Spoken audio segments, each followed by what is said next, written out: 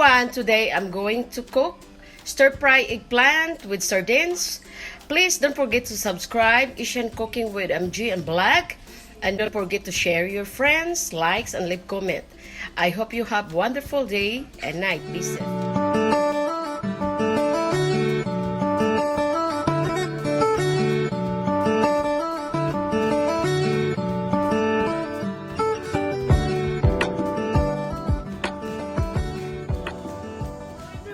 Today I'm going to cook ginisang eggplant, stir-fry eggplant with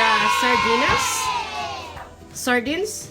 So this one kind of sardine. I mean, this very simple and cheap recipe.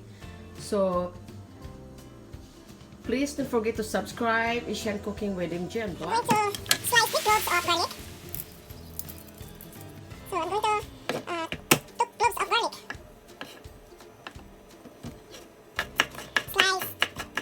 Small cubes.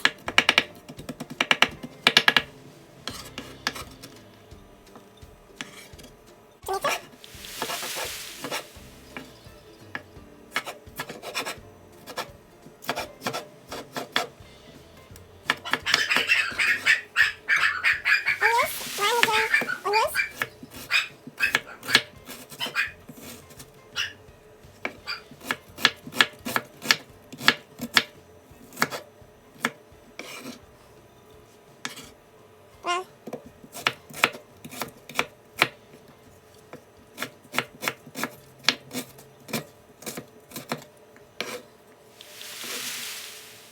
Onions.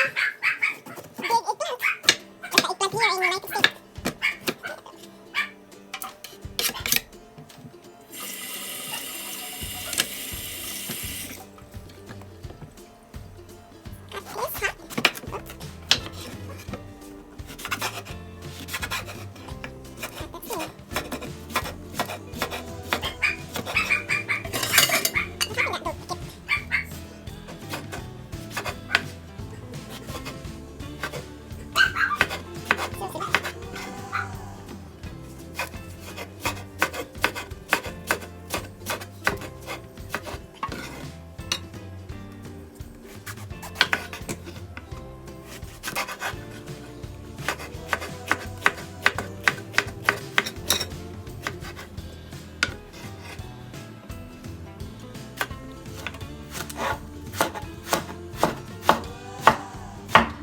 So it's done.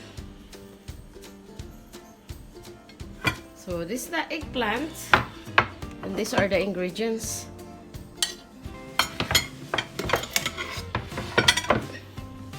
And this is the sardines. So I'm going to mash the sardine. That's it. Now I'm going to get ready to make the frying pan heat. Put 2 tablespoons of olive oil. Now I'm going to saute the 2 cloves of garlic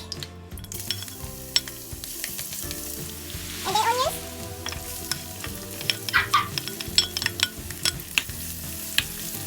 Saute it into golden, looks like a golden brown. Add the tomatoes.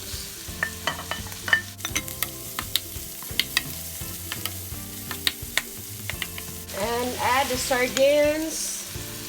The 1 can of sardines. It's very cheap. You can budget your money. You can buy, so I put this water, so the water in it, like 1.5 cup of water. Now I'm going to add the eggplant. Mix it well.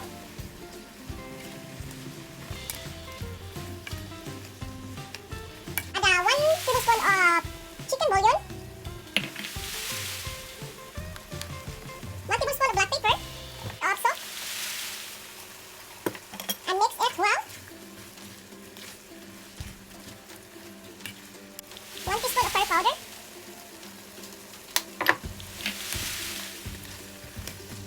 And simmer it until the eggplant is cooked.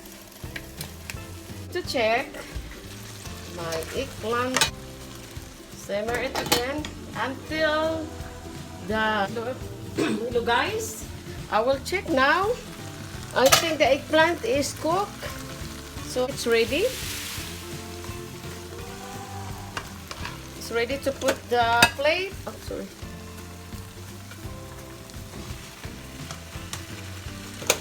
So please don't forget to subscribe. Asian Cooking with MG and Black.